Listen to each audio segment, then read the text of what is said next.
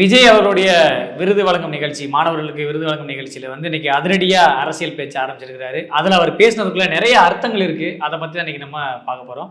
அந்த வீடியோக்குள்ள என்னெல்லாம் பேசியிருக்கிறாரு விஜய், அரசியல் பேச்சு விஜய் தொடங்கிட்டாரா அப்படின்னு பல்வேறு அரசியல் விமர்சகர்கள் தங்களுடைய கருத்துக்களை பரவலாக பேசிட்டு வராங்க. எப்பயுமே விஜய் அவர்கள் அவருடைய நிகழ்ச்சியில குறிப்பா கடந்த வருடம் மாணவர்களுக்கு இந்த தேர்தல் அதிக மதிப்பெண் பெற்ற மாணவர்களுக்கு பரிசு கொடுக்குற நிகழ்ச்சியாக இருக்கட்டும், நிகழ்ச்சியில பங்கேற்கும் போது, இசை நிகழ்ச்சியில பங்கேற்கும் போது ஒரு குட்டி கதை சொல்வார். எல்லாருக்கும் குட்டி கதை இல்ல ஒரு சின்னதா ஒரு பஞ்ச் டைலாக், இது மூலியமா பாத்தீங்க அப்படின்னா அப்படியே அரசாங்கத்தை, ஒரு மத்திய மாநில அரசுகளை ஏதோ டச் பண்ற மாதிரி இருக்கும், இல்ல மக்கள் பிரச்சனை பேசுற மாதிரி இருக்கும். அப்படி இன்டைரக்டா நம்ம புரிஞ்சுக்கணும்.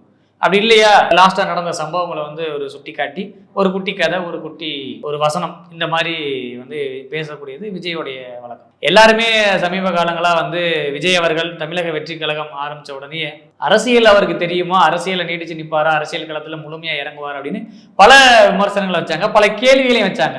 முதல்ல விஜய் அவர்கள் செய்தியாளர் சந்திப்பு நடத்துவாரா, செய்தியாளர்களை எதிர்கொள்வாரா, விமர்சனங்களை தாங்குவாரா? ஏன்னா அரசியல் வந்துட்டாலே பல விமர்சனங்களை தாங்க வேண்டியிருக்கும். அப்ப அந்த விமர்சனங்களுக்கெல்லாம் விஜய் தாக்கு பிடிப்பாரா? ரெண்டாவது ஒரு மிகப்பெரிய ஒரு கேள்வி, விஜய்க்கு அரசியல் பேச தெரியுமா, விஜய்க்கு அரசியல்வாதிகள் போல பேச வருமா, அரசியல் தெரியுமா அப்படின்ட்டு கேட்டாங்க. டைரக்டாவே சொல்லணும்னா அரசியல் தெரியுமா, விஜய்க்கு என்ன அரசியல் தெரியும், இப்படி எல்லாம் கேட்டாங்க. ஆனா அவங்களுக்குலாம் ஆச்சரியத்தோட பாக்குற மாதிரி இன்னைக்கு ஒரு விடயத்தை பேசியிருக்கிறாரு விஜய். பகிரங்கமா மேடையில இதை பேசாம போனா தவறாயிரும், கண்டிப்பா நான் இதை எனக்கு பேசணும்னு தோணுது அப்படின்னு பேசியிருக்கிறாரு. அவர் நீட் தேர்வை பத்தி பகிரங்கமா விஜய் தன்னுடைய கருத்தை பதிவு பண்றாரு.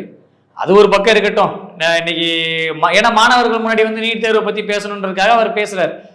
அவர் எடுத்த பிரச்சனை அதுவா கூட இருக்கலாம், ஏன்னா அதுக்கான மேடை அப்படின்னு வேற சொல்றாரு. ஏன்னா இதற்கான இடத்துல நான் இந்த வாய்ப்பு கிடைக்கும் போது அதை நான் சொல்லாம விட்டேன்னா அதை நான் தவறா போயிடும் அப்படின்னா, அப்ப மாணவர்கள் நிகழ்ச்சி அது.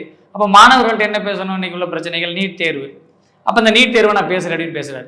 நீங்க அவர் பேசும்போது வார்த்தைக்கு வார்த்தை கவனிச்சு பார்த்தீங்க அப்படின்னா, மாநில கல்விக் கொள்கை, ஒன்றிய கல்விக் கொள்கை, ஒன்றிய அரசு, ஒன்றியம் இப்படின்னு வார்த்தைக்கு வார்த்தை கிட்டத்தட்ட ஒரு 4-5 இடத்துக்கு மேல பார்த்தீங்க அப்படின்னா விஜய் அவர்கள் ஒன்றிய அரசு ஒன்றிய அரசுன்னு சொல்லியிருப்பார். இது யாருக்காக இந்த வார்த்தையை திரும்ப திரும்ப சொல்றேன் அப்படின்னா, விஜய் அவர்கள் தமிழக வெற்றி கழகம் ஆரம்பிக்க போறாருன்னு சொன்ன உடனே சொன்னாங்க பாத்தீங்களா, இவர் பாஜகவுடைய பி டீம், இவர் பாஜக இறக்குமதி பண்ண ஆள் அப்படின்னு சொன்னாங்க பாத்தீங்களா, அவங்களுக்கு இதை நான் சொல்ல விரும்புறேன். இதன் மூலியமா தெரியுது வெளிப்படையா, அவர் பாஜகவுடைய பி டீமா இருந்தானே, ஏ டீமா இருந்தானே, சி டீமா இருந்தானே, அவர் இருந்தா அவர் பாஜகவுக்குள்ள வேலை செய்யணும், பாஜகவுக்கு முரணான கருத்துக்களையும் பாஜகவுக்கு எதிராக அவரையே ஒரு பொது மாணவர்கள் மத்தியில பேச போறாரு. எல்லா அரசியலுங்க, அது எப்படி வேணா இருக்கட்டுங்க அப்படி, அது அந்த மாதிரி கருத்து சொல்றவங்க நம்ம ஒன்றும் பேச வரல. ரெண்டாவது நீட் தேர்வை பத்தி எல்லாருமே முதல்ல ஆரம்ப கருத்தை எல்லாரும் என்ன எதிர்பார்த்தோம் அப்படின்னா, விஜய் அவர்கள் சொன்ன கருத்தை முதல்ல நம்ம சொல்லி முடிச்சிடறேன். நீட் தேர்வுக்கு, இழப்புகளுக்கு, மரணங்களுக்கு, மாணவர்கள் தற்கொலை பண்ணுவதற்கு எல்லாத்துக்குமே ஒரே தீர்வு பாத்தீங்க அப்படின்னா நீட் விலக்கு தான். இன்னைக்கு தமிழ்நாட்டுக்கு நீட் விலக்கு வேணும், அதை ஒன்றிய அரசு இது பண்ணணும். அது அவ்வளவு சீக்கிரம் நடக்கக்கூடிய காரியம் இல்லை, அதை அவ்வளவு சீக்கிரம் நடக்கவும் விட மாட்டாங்க, இதெல்லாம் சாத்தியம் கிடையாது. நான் சொல்றதெல்லாம் எல்லாமே சீக்கிரம் நடந்துரும்னு சொல்ல முடியாது, எதுவுமே நடக்காதுன்னு எனக்கு தெரியும், கொஞ்சம் கொஞ்சமா மாற்றணும் அப்படின்ற ஒரு தோரணையில பேசியிருப்பாரு. அதற்கு மாணவர்கள்லாம் நீங்க தயாராகணும் அப்படின்ற மாதிரி பேசியிருப்பாரு. அதாவது எப்படின்னா, ஈயம் பூசின மாதிரி இருக்கணும், ஈயம் பூசாத மாதிரி இருக்கணும், நான் ஒரு விஷயத்த சொன்ன மாதிரி இருக்கணும், அதை நீங்க நல்லது கெட்டதை நீங்க புரிஞ்சுக்கிட்டு நீங்களா தன்னெழுச்சியா நீங்க அதுக்கு குரல் கொடுக்கணும். ஆனா பகிரங்கமா என்னுடைய கருத்தை நான் பதிவு பண்றேன், நீட்டு வேண்டாம் அப்படின்னு சொல்லிட்டாரு. இதுதான் அரசியல், இது இப்படிதான் பண்ணணும், இதுதான் சாத்தியம் அப்படின்றத தாண்டி மாணவர்களுக்கு இன்னொரு விஷயத்த பதிவு பண்றாரு. இந்திய அரசியலமைப்பு சட்டத்திலேயே ஒரு மாற்றத்தை கொண்டு வரணும், கல்வியும் சுகாதாரத்திலையும் பொது இடத்துல சேர்க்கணும் அப்படின்னு நிறைய ஆக்கப்பூர்வமான கருத்துக்களை விஜய் அவர்கள் பேசியிருக்கிறதா நான் பார்க்குறேன். ஏன்னா கடந்த காலங்களில் விஜய் நிகழ்ச்சிகளில் பேசின வார்த்தைகளுக்கும் இன்னைக்கு பேசின அந்த வார்த்தைகளுக்கும் நிறையவே வித்தியாசம் இருக்கு, நிறையவே அரசியல் தெரியுது. நீங்க விஜய்க்கு அரசியல் தெரியாது, அரசியல் பேச மாட்டாரு, அரசியல் பேசுவாரா அப்படின்றவங்களுக்குலாம் இன்னைக்கு ஒரு பதில் ஆச்சரியத்தோட பார்க்குற அளவுக்கு இருக்கு. விஜய்க்கு நல்லாவே அரசியல் தெரியுது. அவர் பேச்சில் துளியளவு கூட அந்த நீட் தேர்வை பற்றி பேசும்போது கொஞ்சம் கூட ஒரு பதற்றமும் இல்லை, எதுவுமே இல்லை. ரொம்ப தெளிவா அழகா அரசியல் புரிதலோடு, அரசியல் வார்த்தைகளோடு விஜய் அவர்கள் இந்த நீட் தேர்வு விலக்கு வேணும், நீட் வேண்டாம் அப்படின்ற விஷயத்த பதிவு பண்ணியிருக்கிறார். அவருடைய கருத்தா பதிவு பண்ணியிருக்கிறாரு. இது என்னுடைய தலைமையான வேண்டுகோள் அப்படின்னே பதிவு பண்ணியிருக்கிறார். ஓகே, இந்த நீட் தேர்வை பொறுத்த அளவுல இப்ப விஜய் அவர்கள் தீர்க்கமா சொல்றாரு, எல்லாம் மாநில கல்விக் கொள்கையில நம்ம ஒரு கல்வியை படிக்கிறோம், மத்தியில நடக்கக்கூடிய தேர்வு நேஷனல் அளவில் நடக்கக்கூடிய தேர்வுகள் வந்து அதனுடைய தேர்வு கல்விக் கொள்கை வேற மாதிரி இருக்கு, சிலபஸ் வேற மாதிரி இருக்கு இல்லையா? அப்ப இவங்களுடைய படிப்பு முறை வேற, தேர்தலை சந்திக்கக்கூடிய அதனுடைய சிலபஸ் வேற. அப்ப இது எப்படி ரெண்டுமே ஏற்றுக்கொள்ள மாதிரி இருக்கும்? அப்ப உண்மையிலேயே அடித்தட்டு மக்களுக்கு, ஏழை எளிய கல்வி மக்களுக்கும் ஒரு கல்வி வேணும், மருத்துவம் படிக்கணும் அப்படின்னா இது எங்களுக்கு வேண்டாம், இது என்னுடைய தாழ்மையான வேண்டுகோள் அப்படின்றத அவர் பதிவு பண்றாரு. அப்படியே ஒரு பக்கம் அண்ணாமலை அவர்கள் சொன்ன போது நீட் தேர்வை பத்தி அவர் ஒரு விளக்கம் கொடுத்திருந்தாரு கடந்த சில நாட்களுக்கு முன்பு பார்க்கும்போது. இன்னைக்கு வந்து நீட் தேர்வு வருவதற்கு முன்பு மருத்துவ படிப்பு என்பது வந்து ஏழை எளிய மக்களுக்கு எட்டாக்கனியா இருந்தது. இன்னைக்கு அந்த ஏழை எளிய மக்களும், தாழ்த்தப்பட்ட மக்களும், ஒடுக்கப்பட்ட மக்களும், அன்னாடங்காட்சி மக்களும் மருத்துவம் படிக்கும், அந்த அவர்களுடைய பிள்ளைகளும் இன்னைக்கு மருத்துவம் படிக்கும் அப்படின்னா நீட் தேர்வு தான் அதுக்கு காரணம் அப்படின்னு அவர் ஒரு கருத்தை பதிவு பண்றாரு. நம்ம எல்லாருமே ஆரம்ப கட்டத்துல நீட் தேர்வு வந்த உடனே என்ன பண்ணோம்? நீட் தேர்வு வந்தோன்னா ஒருவேளை இவங்க சொல்றது உண்மையோ, ஆமா நீட் தேர்வு எல்லாத்துக்கும் ஒரு தேர்வுன்னு வந்துட்டா பணங்கள் புழங்காதுல்ல, பணம் புழங்காது, கல்வியை வந்து பணத்தால விலை கொடுத்து வாங்க முடியாது. கல்வி அறிவு யாருக்கு இருக்கோ அவங்களுக்கு அந்த கல்வி கிடைக்கும், யாருக்கு அந்த தகுதி இருக்கோ அவங்க மருத்துவம் படிக்கலாம், எல்லாமே படிக்கலாம் அப்படின்ற ஒரு எண்ணம் எல்லாருக்குமே இருந்தது. அது இன்னைக்கு மாநிலத்திலையுமே இன்னைக்கு நம்ம டிஎன்பிசி என்று சொல்லக்கூடிய தகுதி தேர்வு எழுதுறோம், எத்தனையோ தகுதி தேர்வுகள் எழுதுறோம். நல்ல தகுதி உள்ளவர்கள் வந்து அரசு வேலைகளுக்கு போறாங்க. அப்ப அது மாதிரி மருத்துவம் படிக்கணும் அப்படின்னா இன்னைக்கு வந்து சென்ட்ரல் கவர்மெண்ட் வந்து ஒரு விஷயத்தை கொண்டு வராங்க. அப்ப நீட் தேர்வு அப்படின்றது வந்து எல்லாருக்குமே நன்மையா இருக்கும் அப்படின்றதுல எதிர்பார்த்தோம். இப்ப நானும் எதிர்பார்த்தேன். இப்ப எல்லாருக்கும் ஒரு பயம். என்ன பயம் அப்படின்னா நீட் தேர்வு கொண்டு வந்ததுடைய நோக்கம் என்ன அப்படின்றத நம்ம முதல்ல பார்க்கணும். நீட் தேர்வு எது கொண்டு வந்தாங்க? இன்னைக்கு வந்து தனியார்கள்ட்ட வந்து மருத்துவக் கல்லூரிகள் இருக்கு. இன்னைக்கு வந்து அந்த மருத்துவக் கல்லூரிகள்ல பல லட்சங்கள், பல கோடிகள் வந்து சட்டவிரோதமா பொருளுது. டொனேஷன் கொடுக்குறாங்க, டொனேஷன் கொடுத்து சீட்டு வாங்குறாங்க. எனக்கு ஒரு மெடிக்கல் சீட்டு கொடு, இவனுக்கு 10 சீட்டு கொடு, அவனுக்கு 10 சீட்டு கொடுன்னு கொடுக்குறாங்க. கோட்டாக்கள் வருது, எம்எல்ஏக்கள் கோட்டா, எம்பி கோட்டா, அவர் இவர் எல்லாம் வருது, அரசியல்வாதிகளோட தலையீடு எல்லாம் வருது. அப்ப தகுதி இல்லாதவர்களும் கூட அந்த மருத்துவ படிப்பை உள்ள பணத்தை வாங்கி, பணத்தை கொடுத்து சீட்டை வாங்கி போய் படிச்சிடுறாங்க அப்படின்ற ஒரு குற்றச்சாட்டு வருது. அப்ப உண்மையிலேயே கல்வியறிவு உள்ளவங்க, கஷ்டப்பட்டவங்க, பணம் இல்லாத ஏழை எளிய மக்களும் மருத்துவம் படிக்கணும், அதுக்கு தாங்க நீட்டு அப்படின்னாங்க. ஆனா உண்மையிலேயே நம்ம ஒரு விஷயத்தை ஆராய்ந்து பார்க்கும்போது நீட் தேர்வை கொண்டு வர்றதுக்கு முன்னாடி எவ்வளவு கோடி கோடியா லட்ச லட்சமா கல்லூரிகளை பணம் புழங்குதுன்னு சொன்னாங்களோ அதை விட கூடுதலா பணம் இப்ப புழங்குது அப்படின்றதான் இங்க ஒரு மிகப்பெரிய ஒரு குற்றச்சாட்டு. நீட் தேர்வு வர்றதுக்கு முன்னாடி பணம் லட்சக்கணக்கில் கொடுத்து சீட்டு வாங்கினாங்க, லட்சக்கணக்கில் கொடுத்து மருத்துவ படிப்புக்கு போனாங்கன்னு சொன்னாங்க பாத்தீங்களா? ஆனா நீட் தேர்வு வந்ததுக்கு பிறகு பாத்தீங்கன்னா அதை விட அதிகமா போகுது. 10 லட்சம் டொனேஷன் கொடுத்த இடத்துல 20 லட்சம், 30 லட்சம், 40 லட்சம் எதிர்பார்க்காத அளவுக்கு போகுது. அங்க ஒரு டிமாண்ட் கிரியேட் ஆகுது. மருத்துவம் படிக்கிறதே ரொம்ப கஷ்டம், பாத்தீங்களா நீட்டு பாஸ் ஆனதான் அப்படின்ற அளவுக்கு போகும்போது இன்னும் சிலர் என்ன பண்ணாங்க தெரியுமா? இந்த டார்ச்சர் 20 லட்சம் 30 லட்சம் கொடுத்தாதான் நீ மருத்துவ படிப்பு, என்னுடைய மருத்துவ கனவையும் நான் வீணாக்க விரும்பல, என் புள்ள மருத்துவம் படிக்கணும்னு ஆசைப்பட்டான், என் பிள்ளைய ஒரு டாக்டர் ஆக்கி பார்க்கணும் ஆசைப்படுற பெத்தவங்க இருக்காங்க பாத்தீங்களா? இவங்க அடிக்கிறாங்க ஃபாரின் டூர், வெளிநாடு படிப்பு. வெளிநாட்டுக்கு போனீங்கன்னா அங்கே சில நிபந்தனைகள் விதிக்கிறாங்க. அந்த நிபந்தனை அடிப்படையில் இங்கே கம்பேர் பண்ணுறதோட அங்கே வந்து செலவு வந்து கம்மியாக வருதான். இங்கே 20 லட்சம் கட்டி அவங்க வருஷத்துக்கு படிக்க வைக்கிறாங்க அப்படின்னா அங்கே அந்த 20 லட்சத்தில் நான் மருத்துவ படிப்பை முடிச்சுட்டு வந்துடுறேன்றாங்க. சில நிபந்தனைகள் அடிப்படையில் அவங்க அந்த மருத்துவ படிப்பை முடிச்சுட்டு வந்து இங்கே எக்ஸாம் எழுதி வந்தால் திரும்ப மறுபடியும் இங்கே வர்றாங்க மருத்துவரா. அப்ப நீட் தேர்வால என்னென்ன மாற்றங்கள் ஏற்பட்டிருக்கு அப்படின்னு பார்த்தா ஒரு மாற்றம் ஏற்படல. நீட் தேர்வால உயிரை விட்டு இருக்கிறாங்க. நீட் தேர்வால வந்துட்டு பணம் அதிகப்பட்ட குற்றச்சாட்டு வந்திருக்கு. ரைட், ஓகே, நீங்க என்ன வாக்குறுதி கொடுத்து நீட் தேர்வை கொண்டு வந்தீங்க கேட்கிறாங்க மக்கள். இன்னைக்கு அதே கேள்வி கேட்கிறாங்க. ஊழல் இல்லாம நல்ல முறையில எந்தவித ஒழுங்கு நடவடிக்கை, அதாவது எப்படின்னா இந்த கோல்மால் பண்றாங்க, அது பண்றாங்க, பணம் கொடுக்குறாங்க, இதெல்லாம் இல்லாம தாங்க பண்ணணும் அப்படின்னு.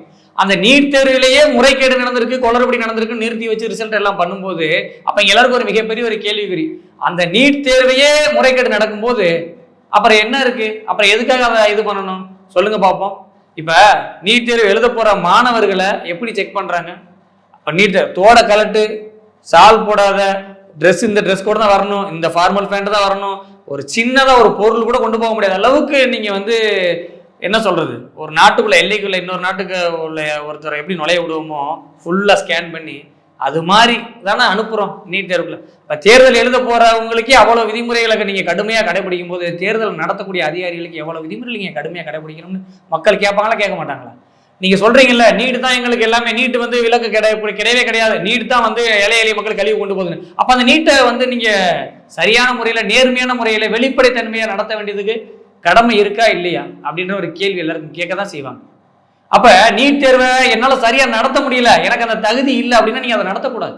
மக்களை விட்டுறணும். அவங்க ஏற்கனவே எப்படி கல்வி தகுதியில வந்து போனாங்களோ அந்த கல்வி தகுதியின் அடிப்படையில் அவங்க போக போறாங்க. அவங்களுக்கான கல்வி கிடைக்க போகுது. ஏன் அதே ஏழை எளிய மக்கள் 1200 மார்க்குக்கு நாங்கள் படிக்கிற காலகட்டத்தில் 1190 மார்க் எடுத்தவங்க இதே ஸ்காலர்ஷிப்புகளில் மெடிக்கல் கவுன்சிலிங் வச்சு அவங்க போக தான் செஞ்சாங்க. அவங்களும் மருத்துவ படிப்பு படிக்க தான் செஞ்சாங்க. இங்க ஏழை பணக்காரன், இங்க தாழ்ந்தவன் உயர்ந்தவன் அப்படின்றத வச்சு இங்க நீட் இங்க தீர்மானிக்கல. கல்வி அறிவு தான். ஏழை எளியவனா இருந்தாலும் அதே கல்வி அறிவு வச்சு அவன் +2ல வந்து படிக்க போறான், மார்க் எடுக்க போறான், கவுன்சிலிங் அட்டன் பண்ண போறான், மெடிக்கல் படிக்க போறான். நீங்க இங்க என்ன பண்றீங்க? வெறும் 12வது மார்க் மட்டும் வந்து தீர்மானிக்காது. குறைவான மதிப்பெண் எடுத்தவர்கள் கூட நீட்டோட கல்வி தகுதியோட இருந்து அந்த சிலபஸை எழுதுனாங்கன்னா அவங்க மருத்துவ படிப்புக்கு படிக்கிறதுக்கு தகுதியானவர்கள் அப்படின்னு சொல்றீங்க. Right, okay. ஆனா இப்ப இன்னொரு குற்றச்சாட்டு பாத்தீங்கன்னா, அதிகப்படியா இந்த நீட் வந்ததுக்கு அப்புறம் வெளி மாநிலத்தை சேர்ந்தவர்கள் இங்க வந்து அதிகமா வந்து படிக்கிறாங்க அப்படின்னு ஒரு சிலர். நான் இன்னும் சிலருக்கு நான் சொல்ல விரும்புறேன் அப்படின்னா, இந்த நீட்டை வந்து வெறும் வந்து அரசியலா தயவு செய்து பார்க்காதீங்க. இது வந்து வெறும் அரசியல் கிடையாது. இது மாணவர்களுக்கான வருங்கால தலைமுறைகளுக்கான படிப்பு. ஏன்னா மருத்துவ படிப்பு அப்படின்றது வந்து இன்னைக்கு உயர்ந்த படிப்பா பார்க்கப்படுது. மற்ற படிப்புகளை ஒப்பிடும் போது மருத்துவம் படிக்கிறவங்கள நம்ம கடவுளுக்கு நிகராக நம்ம பார்க்கிறோம். அப்ப இதை வந்து மத்திய அரசு கொண்டு வந்துச்சு, எனக்கு ஆகாத அரசு கொண்டு வந்துச்சு, அந்த அரசு கொண்டு வந்துச்சு, இந்த அரசு கொண்டு வந்துச்சு, இதை வந்து ஒரு அரசியலாக்கி நீங்க பேசி அதனால அரசியல் ஆதாயம் பண்றதை விட மாணவர்களுக்கு, இங்க உள்ள தமிழ்நாட்டு மாணவர்களுக்கு ஏதாவது நல்லது செய்ய முடியும் உங்களால, அதற்கு ஒரு சாத்தியக்கூறு இருக்கு. இந்திய அரசியலமைப்பு சட்டத்துல அதுக்கு இடம் இருக்கு. இதெல்லாம் பண்ணுனா மாணவர்களுக்கு இது நடக்கும் அப்படின்ற பட்சத்துல இங்க உள்ள தலைவர்கள் அதை தாராளமா பண்ணலாம். யாரும் உங்களை தடுக்க போறது இல்லை. மாணவர்களே தாராளமா அந்த குரல் கொடுப்பாங்க. ஆனா நீங்க எல்லாரும் என்ன பண்றீங்க? பாஜகவை எதிர்ப்போம், மத்திய அரசை எதிர்ப்போம், நீட்டு விலக்கு, நீட்டு கொண்டு கோ பேக் மோடி, இப்படி இதனால யாருக்கு என்ன லாபம்? உங்களுக்கு தான் லாபம், உங்க கட்சிக்கு தான் லாபம். உங்க கட்சி வந்து ஒரு விமர்சனம் பண்ணுது, மாணவருக்கு என்ன லாபம் இருக்கு? ஏதாவது பிரயோஜனமா பண்றீங்களா? அவங்க சொல்ற வாதத்தையும் எடுத்துக்குங்க, நீங்க சொல்ற வாதத்தையும் எடுத்துக்கிட்டு மாணவர்களுக்கு என்ன நல்லது செய்யணுமோ அதை பண்ணுங்க. அதை விட்டுட்டு இன்னைக்கு வந்துட்டு நாங்க வந்து நீட்டு வேணாம், நீட்டுக்கு எதிராக நாங்க கையை கும்பிட்டு அங்கிருந்து அனுப்புறோம், அங்கிருந்து எங்களுக்கு தகவல் வரும், எல்லாமே தெரியும். இங்க இருக்கிற எல்லாருமே ஓரளவுக்கு சட்டத்தை படிச்சு தான் இன்னைக்கு வந்து மாணவர்கள்லாம் விழிப்புணர்வோட தான் இருக்கிறாங்க.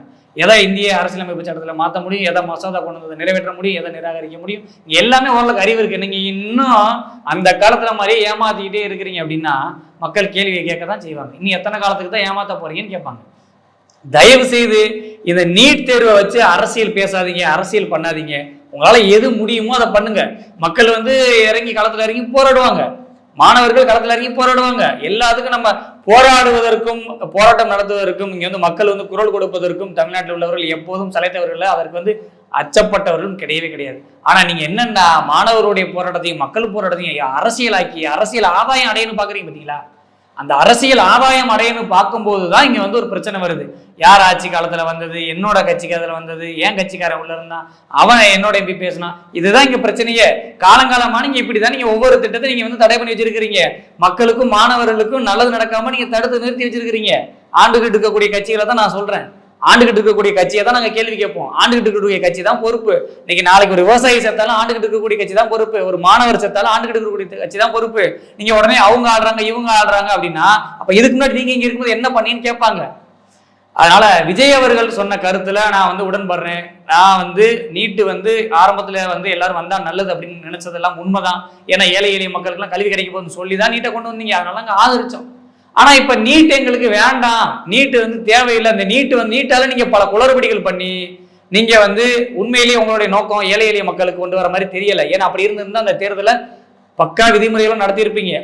உங்களுடைய தேர்தலில் வந்து எவ்வளவு கடைபிடலா வந்துட்டு எவ்வளவு என்ன சொல்றது கராரா நடத்துறீங்க. என்னுடைய ஒரு ஓட்டு போனா கூட எலெக்ஷன்ல வந்துட்டு என்னுடைய பூத் ஏஜென்ட் வச்சு நிப்பாட்டுறீங்க. இல்ல அப்ப நீட் தேர்வு எழுதுன ஒவ்வொரு மாணவனும் போய் உட்காந்துட்டு இருப்பானா? தேர்தல் விடைத்தாள்கள் திருத்துற இடத்துல போய் நிப்பானா? உங்களை நம்பி உங்க மிஸ்ரை நம்பி தானே உட்காந்துருக்கோம். அப்ப அந்த விடைத்தாள்கள் இருந்து அந்த நேர்மையான முறையில் தேர்தல் வந்தா தானே அந்த மாணவனுக்கு நீட் மேல ஒரு நம்பிக்கை வரும். நீட் மேல நம்பிக்கை வரணும்னா தயவு செய்து சொல்றேன், மத்திய அரசு நீட் தேர்வு மேல நம்பிக்கை வர மாதிரி நீங்க ஒரு தேர்வு நடத்தி காட்டுங்க, ஒரு தேர்தல் முடிவு நடத்துங்க. அப்பதான் நீட் மேல ஒரு நம்பிக்கை வரும். அப்புறமா நீங்க மாணவர்களுக்கு நல்லது செய்யுங்க. நேற்றைய சம்பவம் இன்றைய வரலாறு, இன்றைய சம்பவம் நாளைய வரலாறு. இந்த வரலாறை பதிவு பண்ணணும். சிம்மக்குரல் நேயர்களுக்கு நன்றி.